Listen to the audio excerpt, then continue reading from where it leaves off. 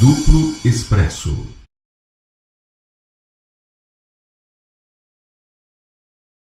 Mas agora a gente começa o nosso passeio pelo mundo.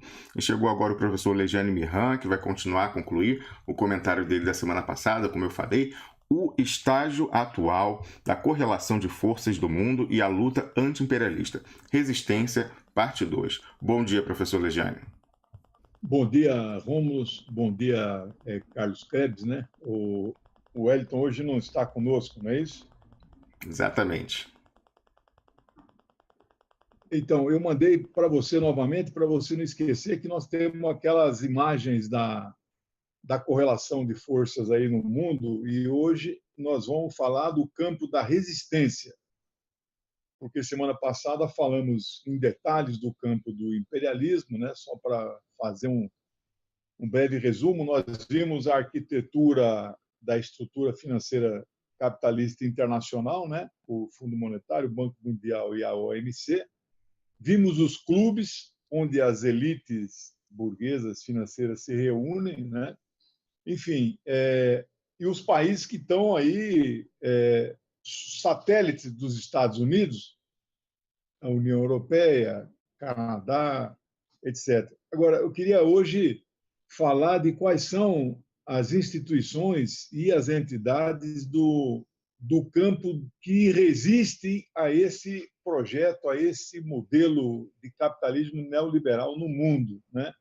E quero falar, de certa forma, em ordem de importância, começando pelos RICS, não serão mais BRICS, porque a vitória de Jair Messias Bolsonaro, que nós já estamos vendo aí há poucos dias da posse, é a verdadeira crise em pessoa, é o verdadeiro caos,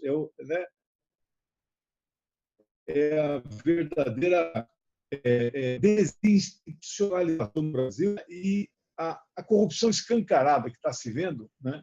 E eu não sou aqui, questão da corrupção como questão moral não é o centro do nosso, não deve ser o centro do nosso programa, mas são os moralistas sem moral. Então, ele provavelmente não vai sair dos BRICS, só que não vai jogar papel nenhum mais, que tem um claro e nítido objetivo de criar uma alternativa econômica, no caso da moeda de troca, ao dólar, né? E o BRICS já estudava, né, e estuda ainda, com a Rússia e a China e a Índia, criar uma moeda alternativa de negociação sem passar pelo dólar. Hoje, o B dos BRICS está seriamente comprometido, né? Mesmo porque, professor Lejane, essa questão, desculpe interromper, mesmo porque essa questão do uso do dólar é fundamental para os Estados Unidos fazerem a aplicação extraterritorial da sua lei, da sua jurisdição, dizendo que pelo mero uso do dólar em transações, eles têm, a justiça americana passa a ter jurisdição e com isso eles conseguem, de uma forma imperialista, expandir a aplicação do seu aparato repressivo do Estado, e a gente está vendo isso aí usado de diversas formas no mundo. O caso mais recente, essa questão também de aplicação extraterritorial da lei americana, essa questão da prisão da herdeira da Huawei, o grande fabricante chinês de equipamentos de comunicação. Mas, professor, ontem você sabe que uma espaçonauta colocou no Twitter o seguinte, que depois que teve o desembarque dos bombardeiros russos lá em Caracas, falou que nasceram os BRICS, professor Lejane. Com a saída do Brasil do B, do BRICS, e com o desembarque do avião para manobras militares na Venezuela, nós talvez estejamos assistindo o surgimento do VRICS. VRICS. Venezuela. Os maiores... segunda maior reserva de petróleo do planeta e um dos maiores produtores e exportadores, né? Então não é qualquer coisa não. Mas então nós temos aí esse BRICS, né? Com o Brasil muito enfraquecido. Aí nós vamos para uma segunda instituição muito famosa, muito conhecida, pouco divulgada, né? Ela está em vigor ainda, que tem 115 países que são membros, é o MPNA, Movimento dos Países Não Alinhados, fundada na década aí de 50, 60, com líderes do porte de Gamal Abdel Nasser, né, que foi presidente do Egito, né, de Nehru na Índia, né, a independência da Índia estabelecida em 1947 pela Inglaterra. O ano de 47 é um ano interessante, porque a Inglaterra sai da Palestina no dia 14 de maio, e no dia 15 de maio de 1948, em 47 ela anuncia que vai sair. Inclusive eu coloquei na tela, o pessoal está nos vendo, está assistindo o quadro lá do lado da resistência. Primeiro presidente, né? E nós temos também na Indonésia, Sukarno. Sim. Esses foram os grandes líderes, né? Em 1955, que fizeram a primeira conferência em Bandung, né? E aí sinalizaram a formalização da criação do MPNA, Movimento dos Países Não Alinhados, em 1971, né? Com adesão de Tito, né, na Iugoslávia, e Chou En-lai na China, né? Isso você veja que é uma... Por que não alinhados, né? Você tinha o campo chamado do socialismo real e você tinha o campo do capitalismo, do imperialismo. Aí por isso que usa-se também a teoria do terceiro mundo, né? Que essa aí é de mal, né? Terceiro mundista é mais uma teoria, mas os não alinhados, eles são não alinhados, eles não são nem capitalistas, mas também não se diziam socialistas, né? Pegavam um pouco das duas coisas, né? Depois disso, no campo da resistência, nós vamos ter na África a OUA, a Organização da Unidade Africana, né? E aí, não sei se você consegue, para nossos ouvintes, colocar na tela aquela imagem, a vermelha. Está na tela. Da resistência, né? Está na tela, professor. Isso. Aí vocês vão ver aí uma série de siglas, né? Especialmente a OUA e a OLP. Por que eu ponho a LP com um peso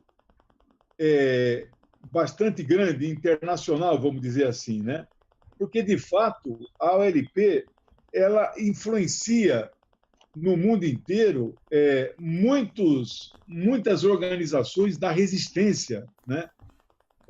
Por exemplo, o IRA na Inglaterra, Irish Republic Army, né?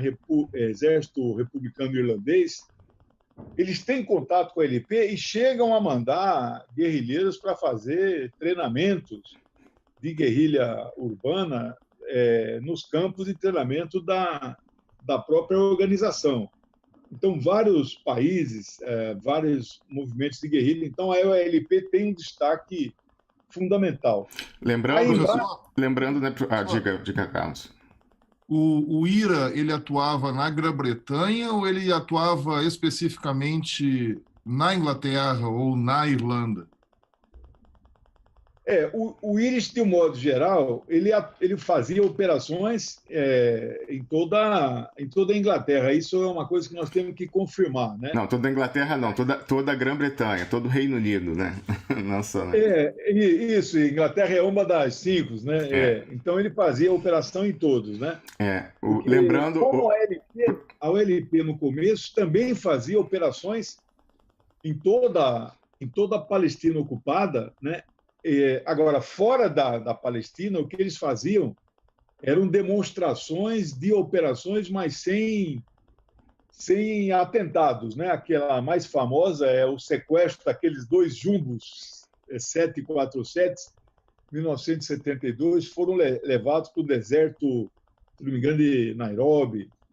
E todos os passageiros foram desembarcados e eles explodiram os 2 aviões. Você imagina o rombo financeiro que uma operação dessa causa. O professor, o IRA, na verdade, ele queria, logicamente, ele lutava pela reunificação da ilha da Irlanda, né,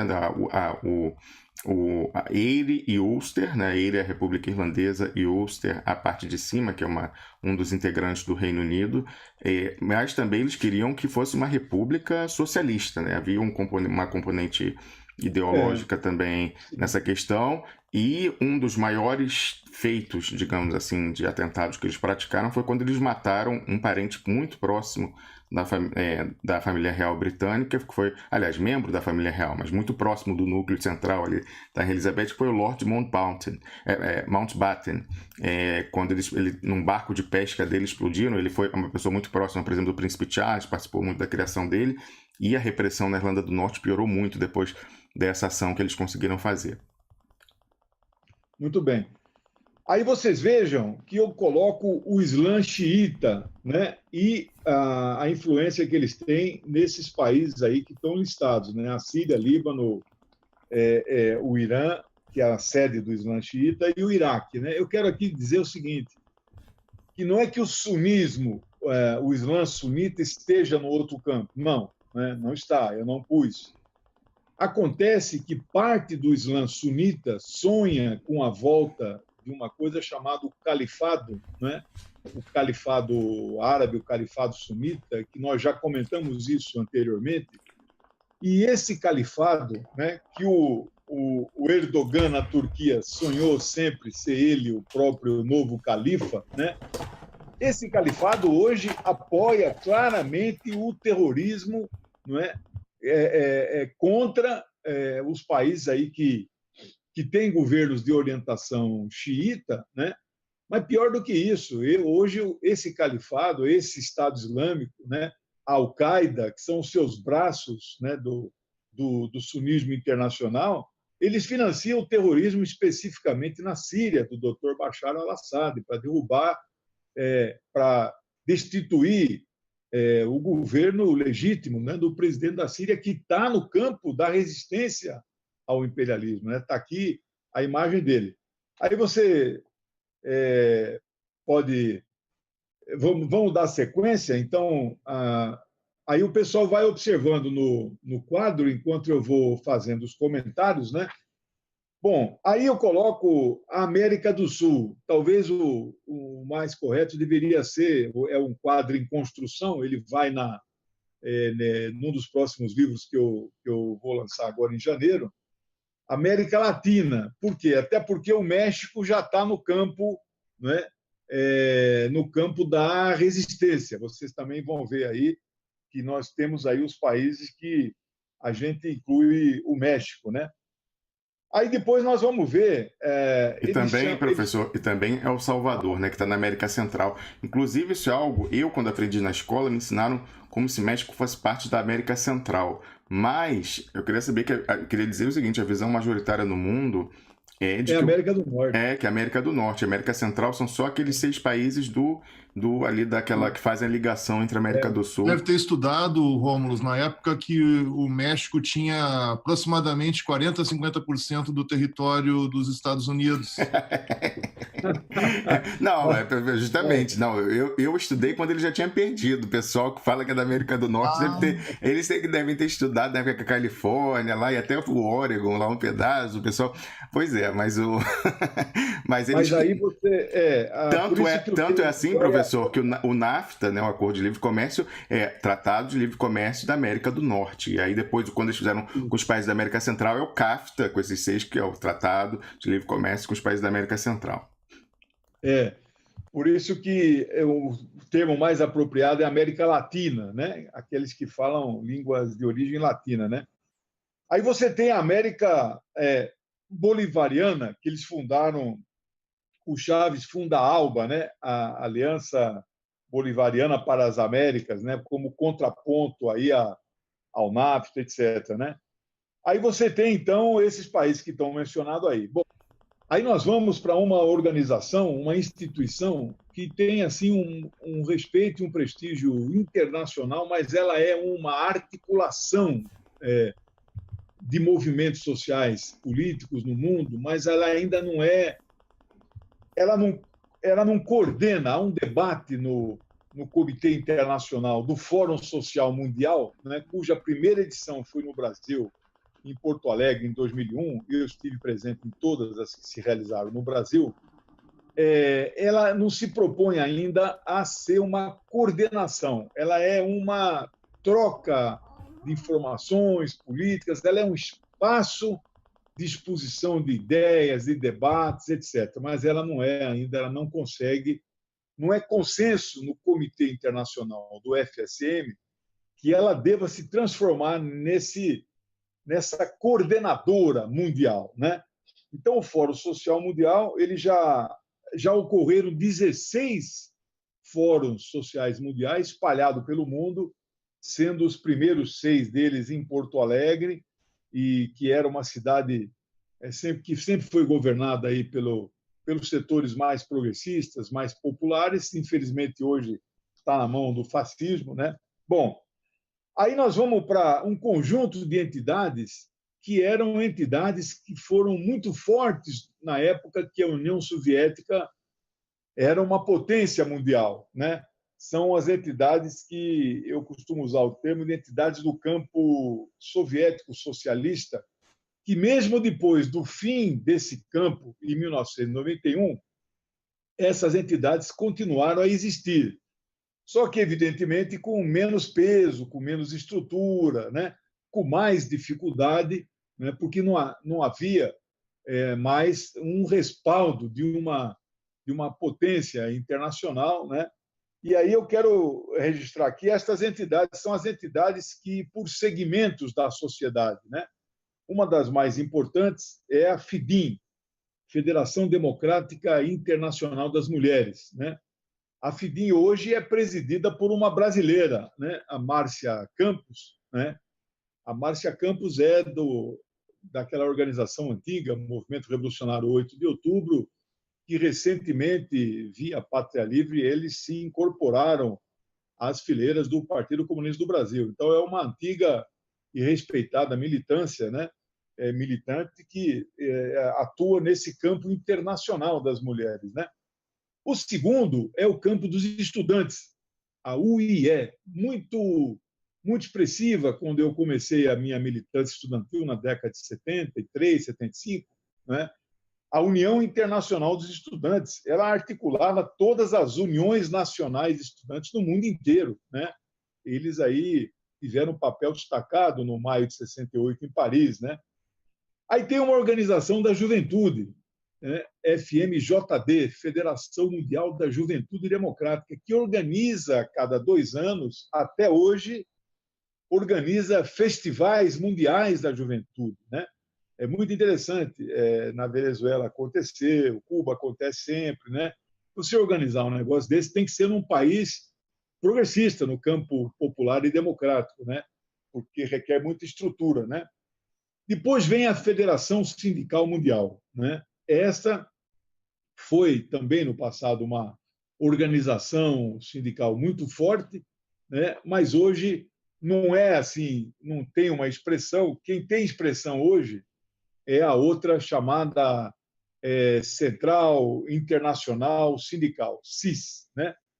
Essa CIS é fusão de 2 centrais sindicais mundiais, uma da Igreja, né, ligada ao trabalho, e a outra social-democrata, do campo capitalista. Aí surgiu essa CIS, né, que o Brasil tem a Força Sindical e tem a CUT, no campo dessa central aí. Ela não é uma central conservadora, ela é uma central que tem ideias, vamos dizer, de restrições ao capitalismo, não vamos dizer crítica, ela não é contra, ela não é uma central sindical anticapitalista, jamais foi e jamais será, e nós sempre fomos contra que a CUT, a minha corrente política, militou os nossos sindicalistas no campo cutista há muito tempo, depois saímos e fundamos a CTB, né?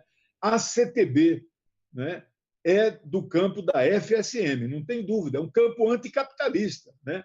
A CUT resolveu ir para lá, nós estávamos na central na época, votamos contra, mas perdemos, porque éramos absolutamente minoritários, né?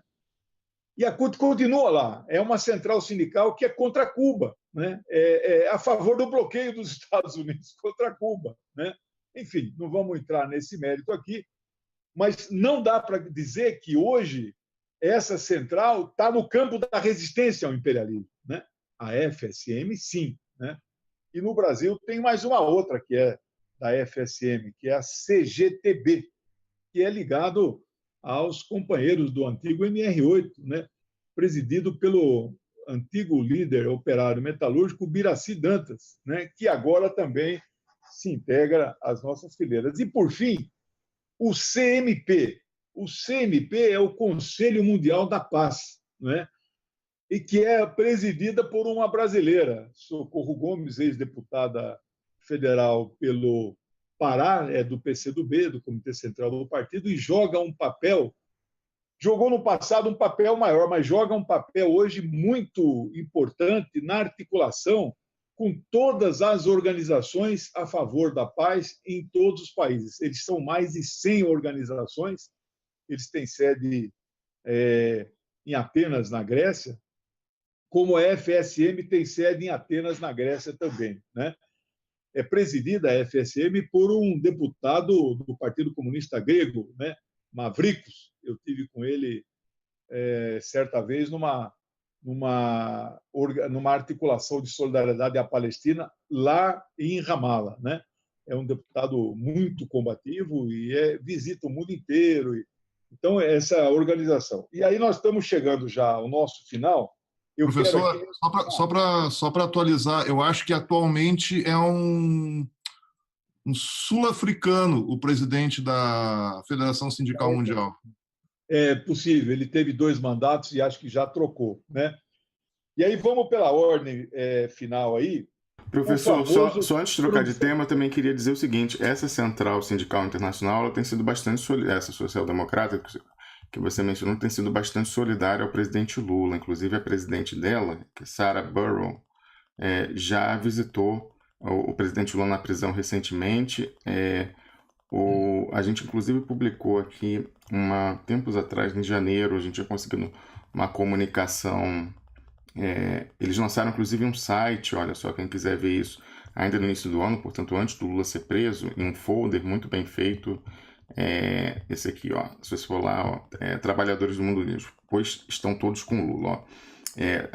Isso foi, no caso aqui, a seção europeia, mas tem um documento assinado pela presidente, que é essa Sarah Burrow, ó, que ela ao mesmo tempo, ela é Sharon Burrow, ela é secretária-geral da União Internacional das Centrais Sindicais, eu acho que é assim que a gente traduz a sigla, mas ao mesmo tempo, e eu acho, inclusive, talvez, eu não sei se é a mesma, sabe, professor, se é a mesma essa que eles chamam em inglês ITUC e ITUC, né, International Trade Unions Confederation, confederação acho que é assim, acho que é a CIS, acho que é a tradução em inglês. Essa a senhora que ela fez isso, você vejam que eu estava aqui pesquisando, ela foi visitar o Lula recentemente, ela está lá no acampamento Marisa Letícia, Sharon Burrow, e eles continuam denunciando internacionalmente. Então, no fato, eles têm sido, talvez por articulação... por articulação da CUT, você vê que ela foi visitar junto com o presidente da CUT, ela foi visitar o Lula agora, em agosto, 9 de agosto, e eu estava vendo aqui uma notícia que eles acabaram, você vê, teve o congresso sindical deles agora, 5 de dezembro, então uma semana atrás, e eles colocaram lá como deliberação do congresso deles também a liberdade do Lula, né? Logicamente, um líder sindical da magnitude dele certamente está recebendo o apoio dos seus pares. Mas ser solidário ao Lula não significa ser anticapitalista, né? Então, eu estou aqui colocando essa questão, mas não vamos perder mais tempo com isso. Eu quero aqui também colocar o seguinte: o Foro de São Paulo, que é tão demonizado, né, pelos fascistas, ela é uma organização que reúne movimentos sociais populares e partidos de esquerda do continente, da parte latino-americana, né? Ela foi fundada em 1990 e reúne já 111 organizações, né? O Fórum, eu participei de alguns que aconteceu em São Paulo, alguns eventos, né? Ele joga um papel importante nesse cenário internacional aqui, especificamente no nosso continente. E existe, eu vou deixar mais importante para o final, existe uma articulação exclusiva dos comunistas no mundo. Não é ainda a volta daquilo que já foi no passado muito importante, as internacionais comunistas, né? Teve a primeira, a segunda e a terceira. A quarta os comunistas marxistas-leninistas não reconhecem, apenas os trotskistas que reconhecem, e mesmo assim ela é toda dividida, a chamada Quarta Internacional, né? Internacional Comunista de Articulação dos Partidos. Hoje chama-se Encontros Internacionais de Partidos Comunistas e Operários. Apesar do nome operários, tem alguns países, como, por exemplo, na própria Coreia Popular, lá quem dirige a sociedade não é o Partido Comunista, é o Partido do Trabalho, né? Dos trabalhadores, etc., da Coreia. A mesma coisa na antiga Albânia, era o PTA, Partido do Trabalho Albanês. Então, tem partidos no mundo que são comunistas na sua essência, nos seus programas, nos seus estatutos, mas não tem um nome comunista. Não. Esse encontro internacional acaba de realizar agora em novembro, na Grécia, o seu 20º encontro. Ele é uma vez por ano. Portanto, há 20 anos já se faz reuniões internacionais onde se tiram documentos unificados. Ainda não é não é um partido comunista internacional, como já foi a Internacional no passado, né? Que dava orientação para cada país. Não é assim.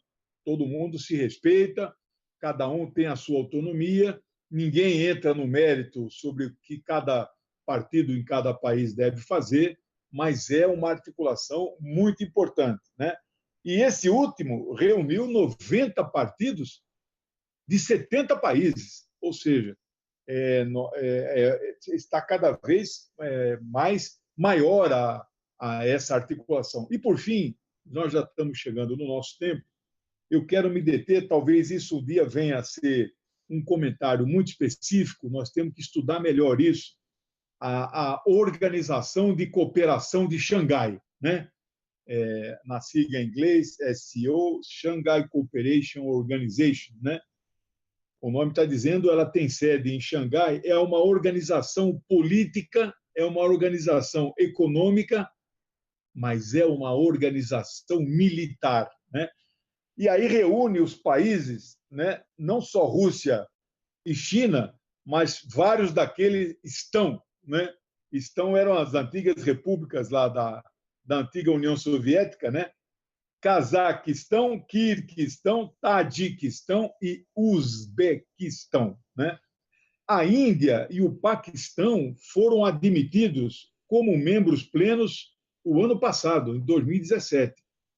Então, eu vou ainda fazer um estudo mais aprofundado disso, mas aqui está quase metade da Terra, da população da Terra. Aqui está 40% do PIB mundial, né? Então, você tem aqui uma potência econômica, mas você tem também uma potência militar. É claro que, e volto a dizer aqui, não há hoje a menor possibilidade de nenhum exército do mundo, mesmo somado vários países, de travar um enfrentamento. Por isso que eu sempre digo, não vejo nenhuma perspectiva de guerra mundial e de enfrentar os Estados Unidos. Só para você ter uma pequena comparação, a China tem 4 milhões de soldados bem armados, bem treinados. Os Estados Unidos deve ter 1,5 milhão, né? São profissionais, né? O salário inicial de um soldado americano, imagina aí na faixa de 2, 3 mil dólares, você imagina o alto oficialato quanto ganha. O orçamento militar dos Estados Unidos, 630 bilhões de dólares, né? Você somar o orçamento da terra inteira que gasta em militar, não chega sozinho. Os Estados Unidos têm quase metade desse orçamento militar. Então, é uma potência. Os Estados Unidos têm 6 frotas navais, 6 ou 7 frotas navais espalhadas pelo mundo. A China tem uma frota. Os Estados Unidos, cada frota naval dessa é capitaneada por um porta-aviões nuclear, que pode ficar eternamente em mares sem ancorar, né? A China tem um porta-aviões nuclear. Então, não tem comparação. Hoje os Estados Unidos detêm uma tecnologia absolutamente imbatível no campo militar, né? Sem falar que eles eles influenciam a cultura, sim, eles influenciam a economia, porque a moeda deles é a moeda que você tem que usar para fazer trocas internacionais. A moeda do entesouramento pessoal, é aquela que o cara pode guardar embaixo do colchão, que ele sabe que será sempre o dólar e valerá em qualquer lugar do mundo, né? Então, nós temos hoje, qual é o objetivo da OCX? O objetivo, eles mencionam nos seus estatutos na fundação, né, ela é uma cooperação de segurança multilateral, né? Mas eles mencionam para lutar contra o terrorismo, né? Porque o terrorismo ele assola também na China, ele assola também na Rússia. A Rússia, vira e mexe, eles têm que se confrontar contra grupos separatistas, né? Especialmente ali na Chechênia.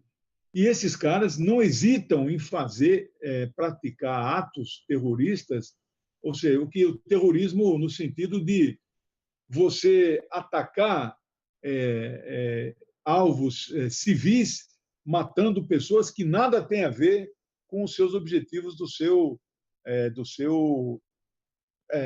movimento, né? Eu escrevi uma vez um artigo sobre o primeiro terrorista da história, né?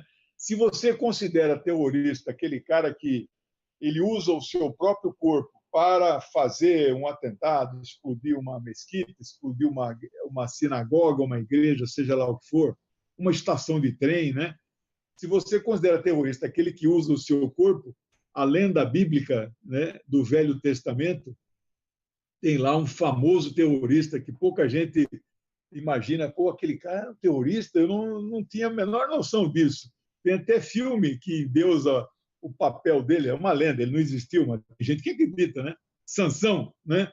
Sansão era um combatente dos filisteus, dos palestinos, né? Victor Mature fez o papel de Sansão, não é, professor? Victor Mature, exatamente, né? E todo mundo conhece o final da história, mas as pessoas não associam, né? Ele era um hebreu combatente dos filisteus, e os filisteus o aprisionam. Ele era um homem muito forte, mas aí tem aquela lenda, perdeu a sua força porque a sua Dalila amada cortou o seu cabelo, ele perdeu. Aí ele recupera a sua força quando está acorrentado num templo que tinham presentes lá 3.000 filisteus assistindo lá os eventos, e ele estava ali, né? Aí a lenda bíblica diz que ele recupera a força, ele demole as colunas do templo, eles desabam, e está lá no texto bíblico, 3.000 filisteus morrem, né? É claro que ele também morre, né? O primeiro terrorista, então, é um terrorista judeu, né? De origem hebraica, né? Bom, a OCX, ela também se opõe à OTAN, né? Ela se propõe é uma organização militar, porque a OTAN, como nós vimos no comentário da semana passada, a OTAN mudou os seus estatutos de maneira ela pode intervir, né, fora do campo do cenário da União Europeia. Então, hoje, tanto que no caso da Líbia, o bombardeio da Líbia foi feito basicamente com forças da OTAN. Então, a OCX é essa organização desse campo, né? E ela apoia, né, a criação de uma moeda alternativa ao dólar, né? Isso que faz com que a OCX se torne uma organização fundamental no cenário internacional. Então, em resumo, nós vimos hoje as organizações populares, sindicais, movimentos sociais, como eles se articulam internacionalmente. Vimos o campo dos países que estão no campo da resistência, vimos as organizações representativas dos segmentos da sociedade que ainda atuam mundialmente e, por fim, comentamos a articulação política aí do Fórum de São Paulo, na América Latina, dos partidos comunistas em plano internacional e da OCX no campo da Eurásia, por enquanto. Então, era isso. Dou bom dia aí ao embaixador Samuel, que chegou. Desejo uma boa continuidade do programa para vocês. Um grande abraço. Muito bem, muito obrigado, professor. Fala lá, Carlos Krebs. Professor Lejane, pois não. O senhor estava lançando livros. O senhor não tem nada a dizer sobre isso? Tenho. Se vocês me dão aí 3 segundos, eu quero aqui fazer a propaganda dos livros. Esse aqui é de geopolítica, esse aqui é sobre o Iraque, esse aqui é sobre a Palestina, e esse aqui já começa a rodar semana que vem, sobre eleições. 4 livros de uma tacada só. Esse aqui sai com o selinho atrás, apoio duplo expresso. Muito bem, professor. Faz o seguinte... Com vocês. Obrigado. Ô, professor, quando você for publicar o texto escrito, com as participações nesse último, a gente coloca embaixo essas imagens, né? Você manda o arquivo para a gente eletrônico das imagens e a gente coloca para ajudar na divulgação. Tá bom. Tá certo? Obrigado, um abraço. Tchau. Obrigado, bom dia. Conversamos aqui com Lejane Mirran, ele que é sociólogo, escritor, analista internacional, que concluiu o comentário dele da semana passada. Duplo Expresso.